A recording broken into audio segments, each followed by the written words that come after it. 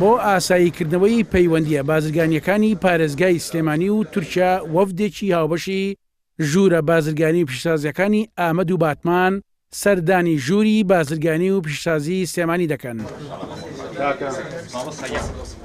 ئەمە واژۆی لێكتێگەیشتنی ژووری بازرگانی و پیشسازی سلێمانی و وەفدێکی بازرگانی هەردوو شاری ئامەد و باتمانی باکووری کوردستانە. یەکەم جارە وەفدێکی بازرگانی باکووری کوردستان و تورکیا لەسەر ئەو ئاستا سەردانی سلێمانی بکات کە نوێنەرایەتی 80 كۆمپانیاو كارگەی ئەو وڵاتەیان کردووە. ئەوەش واتای ئەوەیە تورکیا خواستی هەیە ئاڵوگۆڕی بازرگانیەکانی لەگەڵ هەرێم بەتایبەت سلێمانی بەرەو پێش ببات. کۆی پرۆتۆکۆلە مشتەرەکەمان بریتیە لە پەیوەندیەکان کە چۆن جارێکی تر بەگەڕی بخینەوانیە و باشترکردنی عیلاقە بازرگانی و پیشەسازیەکانمان و ئاگادارکردنەوەی یەکتری لە هەر گۆڕانکاریێکی بازرگانی بێت. لە ساڵی ڕابردوو قەبارەی ئاڵوگۆڕی بازرگانی نێوان هەرێمی کوردستان و تورکیا نزیکەی 10 ملیار دلار بووە.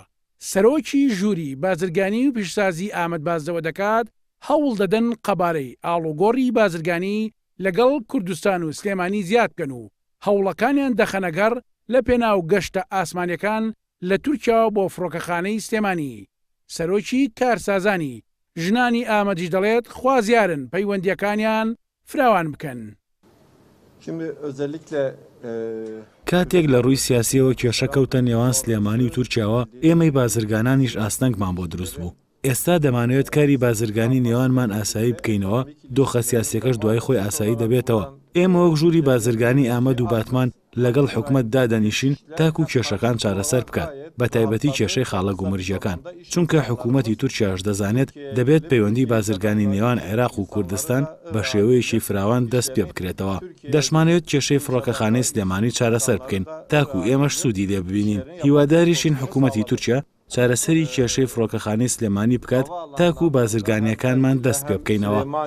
uçak seferlerinin de bu çerçevede en kısa sürede başlayacağını umut ediyor. پشتی رەفەراندۆم هینکە علااقاتێمە خراپ بوو ئیجا ئەوژی تشتێکی گەلک خراپ بوو بۆمە یعنی بۆ باکوورێک کوردستان و بۆ باشوورێکی کوردستانژی ژانۆ پێوە ئەم دخوازن علااقاتێمە هیم باشتر ببە وەکی کەڤن ببە و هیم بەرزترژی ببە.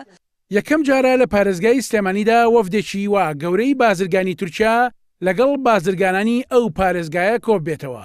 واژۆکردنی لێکتێگەیشتنێک کە لە زۆر بواردایە ئەنجام بدەن. ئەم ماژۆکردنەش لێزادا کاریگەری خۆی دەبێت بە تایبەت کە گەماڕەوەی ئابووری لەلایەن ئەمریکاوە خراوەتە سەر ئێرانی هاوسێی هەرێمی کوردستان و پێدەچێت سەردانی ئەم وەفدەی بازرگانانی تورکیا بێتە هۆکاری بژانەوەی پەیوەندە بازرگانەکانی نێوان هەرێم و تورکیا. عەبدوڕەحمان بووبەکر، کێنێن سلێمانی.